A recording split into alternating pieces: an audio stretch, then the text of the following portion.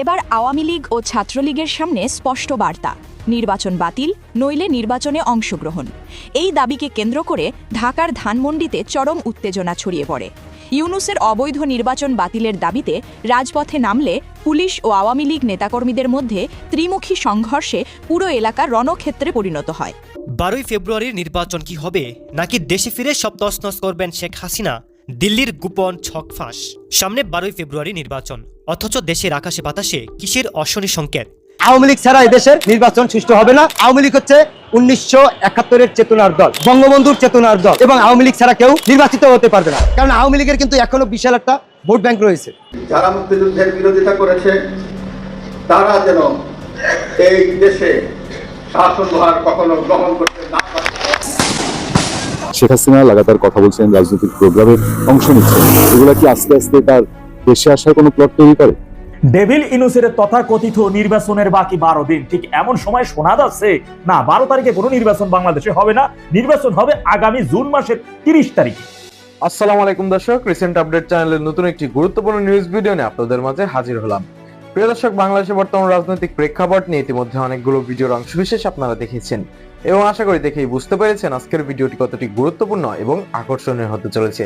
তাই প্রিয় দর্শক, সবাইকে বলছি ধৈর্য সহকারে পুরো ভিডিওটি দেখবেন। এখনো যারা আমাদের চ্যানেলটি সাবস্ক্রাইব করেননি তাদের সবাইকে বলবো আমাদের চ্যানেলটি সাবস্ক্রাইব করে পাশে থাকা বেল আইকনটি অন করে দিবেন। আর যারা ইতিমধ্যে সাবস্ক্রাইব করেছেন তাদেরকে অসংখ্য ধন্যবাদ। তো প্রিয় দর্শক, চলুন আর কথা বাড়াবো না, একটি লাইক দিয়ে মূল ভিডিওতে যাওয়া যাক। দিনভর স্থানীয় আওয়ামী লীগের সাথে ত্রিমুখী সংঘর্ষে যুদ্ধভূমি হয়ে ওঠে মিরপুর। এক পর্যায়ে সংঘর্ষ ছড়িয়ে পড়ে মিরপুর 10 নম্বর থেকে মিরপুর 2।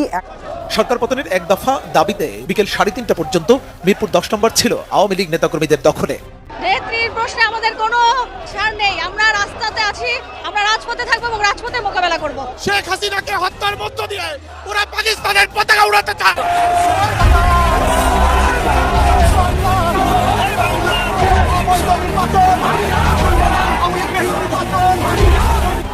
এবার আওয়ামী লীগ ও ছাত্রলীগের সামনে স্পষ্ট বার্তা, নির্বাচন বাতিল, নইলে নির্বাচনে অংশগ্রহণ। এই দাবিকে কেন্দ্র করে ঢাকার ধানমন্ডিতে চরম উত্তেজনা ছড়িয়ে পড়ে। ইউনূসের অবৈধ নির্বাচন বাতিলের দাবিতে রাজপথে নামলে পুলিশ ও আওয়ামী লীগ নেতাকর্মীদের মধ্যে ত্রিমুখী সংঘর্ষে পুরো এলাকা রণক্ষেত্রে পরিণত হয়। আওয়ামী লীগকে বাদ দিয়ে নির্বাচন যতই এগিয়ে আসছে ততই নিজেদের অস্তিত্বের জানান দিতে আরও সক্রিয় হয়ে উঠছে আওয়ামী লীগ ও ছাত্রলীগের নেতাকর্মীরা। তাদের দাবি, এই লড়াই ক্ষমতার নয়, এটি আওয়ামী লীগের অস্তিত্ব রক্ষার সংগ্রাম।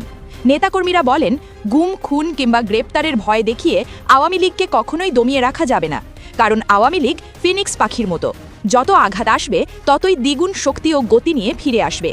এই বার্তা নিয়েই অবৈধ নির্বাচন বাতিলের দাবিতে ধানমন্ডির রাজপথে নামে আওয়ামী লীগ নেতাকর্মীরা। পুলিশ বাধা দিলে পরিস্থিতি দ্রুত নিয়ন্ত্রণের বাইরে চলে যায়। শুরু হয় ঘণ্টাব্যাপী তীব্র ত্রিমুখী সংঘর্ষ। এক পর্যায়ে আওয়ামী লীগ নেতাকর্মীদের প্রবল প্রতিরোধের মুখে পিছু হটতে বাধ্য হয় ইউনূসের পুলিশ প্রশাসন। সংঘর্ষে ইট পাটকেলের আঘাতে প্রায় শতাধিক পুলিশ সদস্য আহত হয়েছেন বলে জানা গেছে। রাজনৈতিক বিশ্লেষকদের মতে এই সংঘর্ষ ইঙ্গিত দিচ্ছে নির্বাচন ঘিরে সামনে আরও ভয়াবহ অস্থিরতা অপেক্ষা করছে। আমরা সবাই রাজপথে আছি, যতক্ষণ না আমাদের আন্দোলন, এই আন্দোলনের সুষ্ঠু কোনো তদন্ত বা সুষ্ঠু ফাইসলা না আসবে ততক্ষণ পর্যন্ত আমরা মুক্তিযুদ্ধের বিরোধিতাকারীরা যেন কখনোই ক্ষমতায় আসতে না পারে সে ব্যাপারে সজাগ থাকার আহ্বান জানিয়েছে রাষ্ট্রপতি মোহাম্মদ শাহাবুদ্দিন। যারা মুক্তিযুদ্ধের বিরোধিতা করেছে তারা যেন এই দেশে শাসনভার কখনো গ্রহণ করতে না পারে। ততক্ষণে পুলিশের উপর দফায় দফায় হামলা চালায় আওয়ামী লীগ কর্মীরা। দফায় দফায় চলে সংঘর্ষ, পুলিশের দিকে ইট পাটকেল ও হাত বোমা নিক্ষেপ করে তারা। এই অবস্থার মধ্যে একটা নির্বাচন আবার এলো যখন, এমন ভাবে নির্বাচনটা সাজানো হলো যখন আর জনগণের ভোট দেওয়ার কোনো অধিকার ছিল না, তো সেখানে আমরা সংগ্রাম করলাম। আমি জিদ ধরলাম যে আমি দেশে ফিরবই। আসন্ন নির্বাচনে আওয়ামী লীগকে অংশ নিতে না দেওয়ায় ডক্টর ইউনূসকে অবৈধ অসাংবিধানিক সরকার আখ্যা দিয়ে তার বিরুদ্ধে রুখে দাঁড়ালেন রাষ্ট্রপতি শাহাবুদ্দিন চুপ্পু। তিনি বলেন, ডক্টর ইউনূস অবৈধভাবে ক্ষমতায় এসে ৭১-এর রাজাকারদের মতো স্বাধীনতা এবং আওয়ামী লীগকে মুছে ফেলতে চায়, তবে তার এই ষড়যন্ত্র রুখে দেওয়া হবে।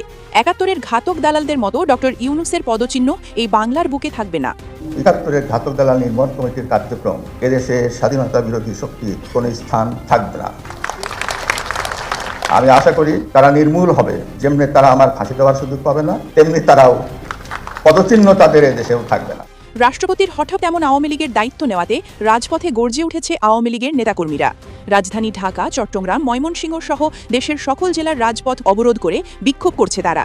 সেখানে ইউনূসের পুলিশ প্রশাসন তাদেরকে বাধা দেওয়ার চেষ্টা করলে ত্রিমুখী সংঘর্ষে রণক্ষেত্রের রূপ নিয়েছে ঢাকা। এত কিছুর পর বিশেষজ্ঞরা ধারণা করছেন এই দ্বিতীয়বারের আন্দোলনে আওয়ামী লীগের বিজয় সুনিশ্চিত।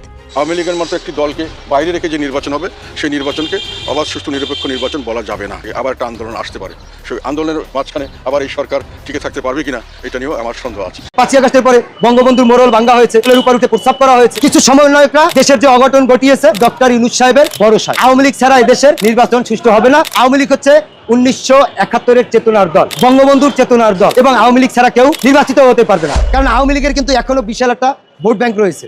কারণ আপনারা দেখেন, জামাত তারা বলে এখন আওয়ামী লীগ আমার ভাই, কারণ তাদের ভোটের আশায়। বিএনপি বলে আওয়ামী লীগ আমার ভাই, ভোটের আশায়। তাইলে ভাই দোসর কই? আপনারা যে এতদিন দোসর বলেছেন, দোসরকে মুছে গেছে। খালি ভোটের আশায় আপনারা এখন ভাই, এখন কাঁধে কাঁধ মিলিয়ে চলতে চান। তাহলে 5ই আগস্টের পরে আপনারা তাদেরকে ক্ষমা করে দিয়ে কাঁধে কাঁধ মিলিয়ে, সাধারণ যারা আওয়ামী লীগ করেছে তাদেরকে ক্ষমা করে দিয়ে কাঁধে কাঁধ মিলিয়ে আপনাদের পাশে রেখে সুন্দর একটা দেশ গড়ার প্রত্যয় করতেন। কিন্তু তা না করে আমরা দেখেছি যারা আওয়ামী লীগের সুযোগ সুবিধা গ্রহণ করেছে, বড় বড় রাঘব বোয়াল, তাদের অর্থায়নে আপনারা চলেন। কিন্তু সাধারণ যে আওয়ামী লীগ করেছে তাকে আপনারা মব সৃষ্টি করেছেন, তাকে মামলা দিয়েছেন, তাকে হামলা দিয়েছেন, এখনও দেন। তাহলে ভাই এটা কোন তামসায় পড়লাম? তাহলে আপনারা যে বৈষম্যের কথা বলেছিলেন, যে বৈষম্যের জন্য আন্দোলন করেছেন, সেই বৈষম্য যদি এখনও হয় তাহলে জনগণ কি বুঝে না? আপনারা দুর্নীতির বিরুদ্ধে আন্দোলন করেছেন, কিন্তু আপনারাই দুর্নীতি করতেছেন। এটা কি জনগণ বোঝে না? এই 18 মাসে জনগণ এটা বুঝে গেছে। আপনারা এসেছেন দ্রব্যমূল্যের দাম কমাবেন, আপনারা এসে কি করছেন? যে গ্যাস ছিল 1250 টাকা, সেটা এখন 3000 টাকা করে দিয়েছে। যে বিগত দিনে গ্রামীণ ব্যাংকের 666 কোটি টাকা জনগণের যে কর, জনগণের টাকা দেওয়া হয় নাই, তার জন্য শেখ হাসিনা একটা মামলা করেছিল। উনি ক্ষমতায় বসার পরে সেটাকে মৌকুব করে নিয়েছে, তার মামলাগুলো তুলে নিয়েছে। অন্তর্বর্তীকালীন সরকারের আদম ব্যবসার কাজ, সে একটা ট্রাভেল এজেন্সি লাইসেন্স নিয়েছে অন্তর্বর্তীকালীন সরকার।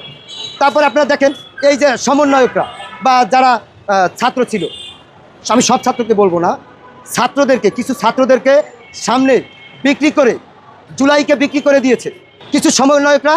এই দেশের যে অঘটন ঘটিয়েছে সম্পূর্ণ ডক্টর ইউনূস সাহেবের ভরসায়। এ করে তারা বর্তমানে যে নির্বাচন দিচ্ছে, আমি মনে করি এই নির্বাচন সুষ্ঠু করতে পারবে না। কারণ এই নির্বাচন, যেমন বিএনপি একটা বড় দল, আওয়ামী লীগ একটা বড় দল, জাতীয় পার্টি, জামাত, এরা কিন্তু সবাই বড় দল। তাহলে আপনি যদি একটা পক্ষকে বাহিরে রেখে নির্বাচন দেন, এটা কি জনগণ মেনে নিবে? শোনেন, আওয়ামী লীগ হচ্ছে একটা বড় দল, তাদের একটা বিশাল ভোট ব্যাংক রয়েছে। তা আমি মনে করি না যে বাংলাদেশ থেকে কোনো একটা দলকে বাহিরে রেখে নির্বাচন সুষ্ঠু হবে। কারণ হচ্ছে যখন নির্বাচনটা হয়ে যাবে, আপনি এখনই বোঝেন, যেমন জামাত বিএনপি দুইটা দল, যদি কোনো একটা দল নির্বাচিত হয় তখন কিন্তু আরেকটা দল ভোট বর্জন করবে, এটা 100% করবে। যদি জামাত নির্বাচিত হয় বিএনপি ভোট বর্জন করবে, যদি বিএনপি নির্বাচিত হয় তাহলে জামাত ভোট বর্জন করবে, তার সাথে অ্যাড হবে আওয়ামী লীগ। কারণ তার গণতান্ত্রিক অধিকার আছে নির্বাচন করার, কারণ জনগণ তো তারই করে না। একটা মেটিকুলার ডিজাইনের মাধ্যমে তাকে অভ্যুত্থান করানো হয়েছে, কিন্তু তার যে ভোট ব্যাংক এখনও রয়ে গেছে, তার জনসমর্থন এখনও রয়ে গেছে। কারণ আওয়ামী লীগ হচ্ছে 1971-এর চেতনার দল, বঙ্গবন্ধুর চেতনার দল। এখন আমরা দেখেছি 5ই আগস্টের পরে বঙ্গবন্ধুর মোড়ল ভাঙ্গা হয়েছে, তার মোড়লের উপর উঠে প্রস্তাব করা হয়েছে। এটা চরম অন্যায় হয়েছে, চরম অন্যায় হয়েছে। কারণ 1971-এর মুক্তিযুদ্ধের মহানায়ক ছিল বঙ্গবন্ধু।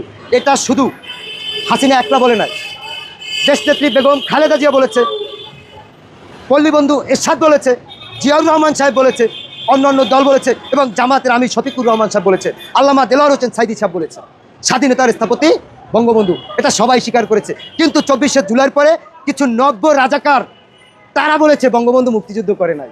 তারা যেভাবে বঙ্গবন্ধুকে অপমান করেছে, এজন্য এখন আমি মনে করি আওয়ামী লীগের আরও দ্বিগুণ সমর্থন হয়েছে, আরও দ্বিগুণ কর্মী হয়েছে গোপনে গোপনে। হ্যাঁ ভোট না ভোট, আমি আগেই বলেছি, দুইটা অপশন। অন্তর্বর্তীকালীন সরকারের যদি সেই ইচ্ছাই থাকতো তাহলে অন্তর্বর্তীকালীন সরকার নিজে হ্যাভোটের প্রচারণা চালাইতো না। কারণ এই হ্যাভোটে তার স্বার্থ আছে, যে স্বার্থই থাক। এখন তার মনের ভিতরে কি এটা কিন্তু আমরা জানি না, তার ইস্তিহারে কি রয়েছে সেটা কিন্তু জনগণ জানে না।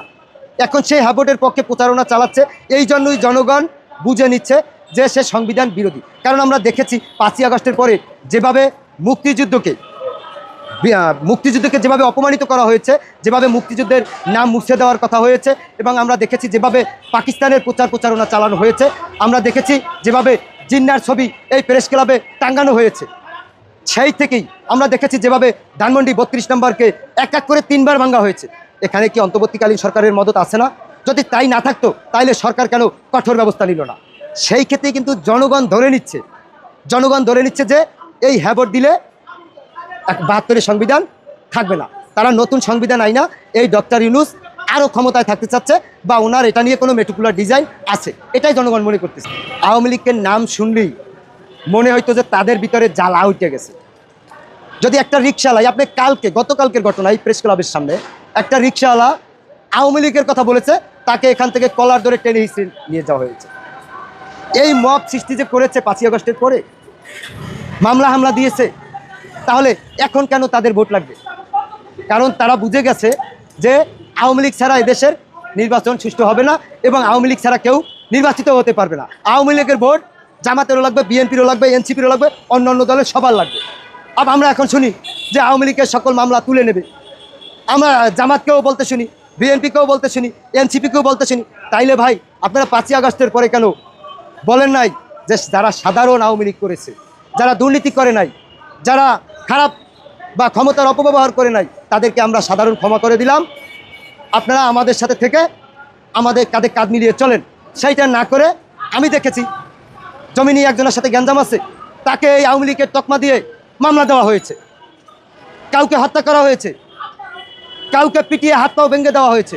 কিন্তু এখন তারা এই ভোটের জন্য আওয়ামী লীগ আমাদের ভাই, আওয়ামী লীগ ছাড়া আমাদের চলবে না, এটা শুধু তাদের মুখোশ পরিবর্তন করেছে। কিন্তু নির্বাচনের পরে আবার দেখবেন আওয়ামী লীগের একটা নেতাকর্মীও বাড়িতে থাকতে পারবে না, সেটা যে দল ক্ষমতায় আসুক। এবারের নির্বাচন সুষ্ঠু হবে না, কারণ এর অনেকগুলো কারণ রয়েছে।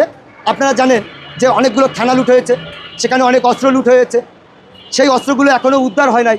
তাহলে এই নির্বাচনের আগেই আমরা দেখেছি বিভিন্ন জায়গায় বিভিন্ন হামলা হচ্ছে এক এক প্রার্থীর উপরে, অনেকেই মারাও গেছে, অনেক প্রার্থী, অনেক নেতাকর্মী মারা গিয়েছে। তাহলে নির্বাচনের আগেই যদি এই হামলা ঘটে, তাহলে নির্বাচনের দিন কি হতে পারে সেটা তো আপনারাই বুঝেন, যারা মিডিয়া বাইরে আছেন। আপনারা কি নিরাপদ?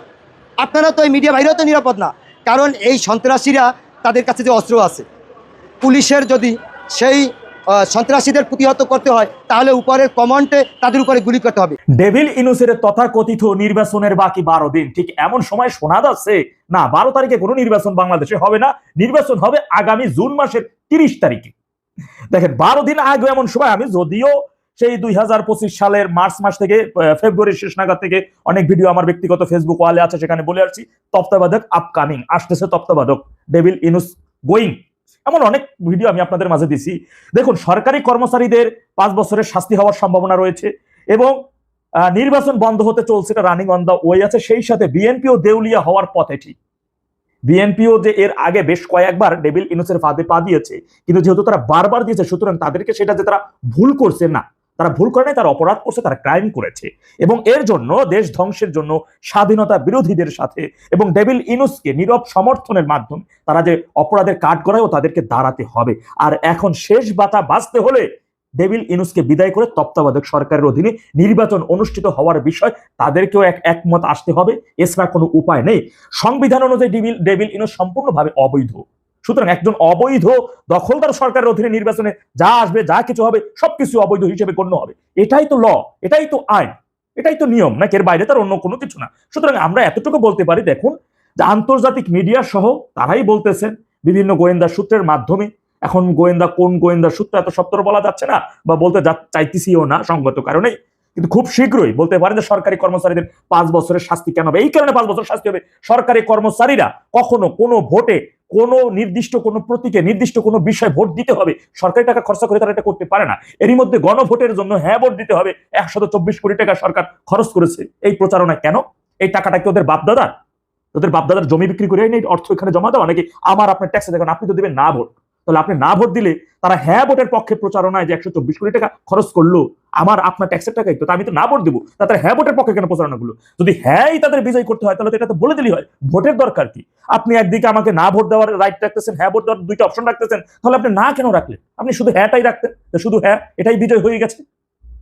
এই কারণে সরকারি কর্মচারীদের দেখেছেন ইসি মানে বর্তমান নির্বাচন কমিশন এবং সরকার একটা মুখোমুখি। সরকার বলতেছে হ্যাঁ ভোটের পক্ষে প্রচারণা চালাইতে হবে, আর ইসি বলতেছে হ্যাঁ ভোটের পক্ষে কোনো প্রচারণা চালানো যাবে না। এটাই আইন, এটাই সংবিধান। আপনাকে অবশ্যই আইন তো মানতে হবে। গায়ে জোরে অনেক কিছু হয়েছে জানেন। ডেভিল ইনুস ৭২-এর সংবিধানের উপর ভিত্তি কইরা তিনি রাষ্ট্রপতির কাছে শপথ নিয়েছেন এবং ৭২ সেই সংবিধানকে আমাদের পবিত্র সংবিধানের সমুন্নত রাখবেন এমন তো তিনি ওয়াদা করেছেন। রাষ্ট্রপতির বাসভবন থেকে ওয়াদা করে এসে বাইরে বের হইয়া অফিসে চেয়ারে বইয়েই বলে সংবিধান, আমি এই সংবিধান মানি না, ছুঁড়ে ফেলা দিতেছেন। অথচ আপনি এই সংবিধানের উপর ভিত্তি করে আপনি চেয়ারে বসছেন, এই সংবিধানের উপর ভিত্তি করে এখানে বসেই আপনি বলতেছেন এটা আমি মানি না, ফেলাই দিন। এবং তার জন্য যা কিছু পর্যন্ত একটা আইন মেনে আজ পর্যন্ত ডেভিল ইনুসের এই ১৭ মাসে দেখেন তো আইন মেনে শেখ হাসিনা ২ লক্ষ কোটি টাকা ঋণ রেখে গেছিল, বিনিময়ে আমরা অভূতপূর্ব উন্নয়ন পাইছি। আর ২ বছরের ব্যবধানে ২৪ লক্ষ কোটি টাকা 22 লক্ষ কোটি টাকা ঋণ করছেন, বৈদেশিক ঋণ। মানে এর বিনিয়োগ কি হয়েছে? কতগুলো ফকিন্নি কোটিপতি হয়েছে। ডেভিল ইনুস যেদিনই ক্ষমতায় বসার আগে আগে নিজের নামে থাকা ৬৬৬ কোটি টাকা ট্যাক্স তিনি মওকুফ করে নিলেন, সেদিন থেকেই বাংলার জনগণ যারা সচেতন জনগণ তারা বুঝতে পারছে যে না রে, আমরা একজন ডেভিলকে নিয়ে এসেছি, আমরা ডেভিলের পালায় পড়ছি। এটাই তো সত্যি কথা। আস্তে আস্তে সেই ডেভিলের মুখোশ যাকে সবার আগে তাকে চিনতে পারছিলেন সে শেখের বেটি, এছাড়া তাকে কেউ চিনতে পারেন নাই। আপনারা যারা আছেন তৃণমূলের কর্মীরা, আওয়ামী লীগের নেতা কর্মীরা, যারা যেখানে যে অবস্থাতে আছেন, মনে রাখবেন নেত্রী কিন্তু শুধু শুধু বলে নাই সর্বোচ্চভাবে প্রস্তুতি নিয়ে রাখার জন্য। কেননা নির্বাচন ৩০শে জুন হলে আওয়ামী লীগ সহ সকল দলের অংশগ্রহণের নির্বাচন। মনে রাখবেন স্বাধীনতা বিরোধী ওই চক্রটি, জুলাই জঙ্গির ওই চক্রটি, তারা অনেকেই এর মধ্যে পালিয়ে যেতে পারেন, যেহেতু তারা বৈদেশিক নাগরিকত্ব নিয়েছেন। নাহিদ সহেরা অনেকেই বিদেশে নাগরিকত্ব ৪,৪০০-৫০০ কোটি টাকা খরচ করে তারা নাগরিকত্ব নিয়েছে, হয়তো অনেকে ভাইগে যাবে, কিন্তু ভাইগে যাতে যেমন না যেতে পারে।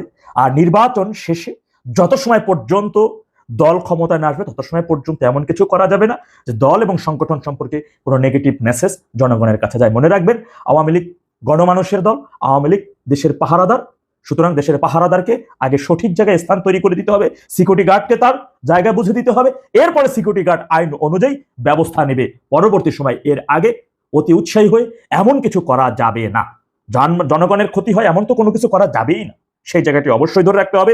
নিজেদের মধ্যে সুসংগঠিত যোগাযোগ বৃদ্ধি বেশি রকমের করতে হবে। বাইরে আমার ৭ কোটি মানুষকে নির্বাচনের বাইরে বা ভোটের বাইরে রেখে নির্বাচন করবেন, ভোট করবেন, ৭ কোটি মানুষ কি আঙ্গুল চুষবো? আসসালামু আলাইকুম রহমতুল্লাহ। জয় বাংলা, জয় বঙ্গবন্ধু, বাংলাদেশ চিরজীবী হোক। প্রিয় দর্শক, ইতিমধ্যে আপনারা আমাদের পুরো ভিডিওটি দেখেছেন। ভিডিওটি দেখে কি জানলেন এবং বুঝলেন অবশ্যই আপনাদের মূল্যবান মতামতটি আমাদের কমেন্ট বক্সে জানাতে ভুলবেন না। এখনো যারা আমাদের চ্যানেলটি সাবস্ক্রাইব করেননি তাদের সবাইকে বলবো আমাদের চ্যানেলটি সাবস্ক্রাইব করে পাশে থাকা বেল আইকনটি অন করে দিবেন এরকম নিত্য নতুন প্রতিদিন গরম গরম নিউজ আপডেট পেতে। ধন্যবাদ সবাইকে।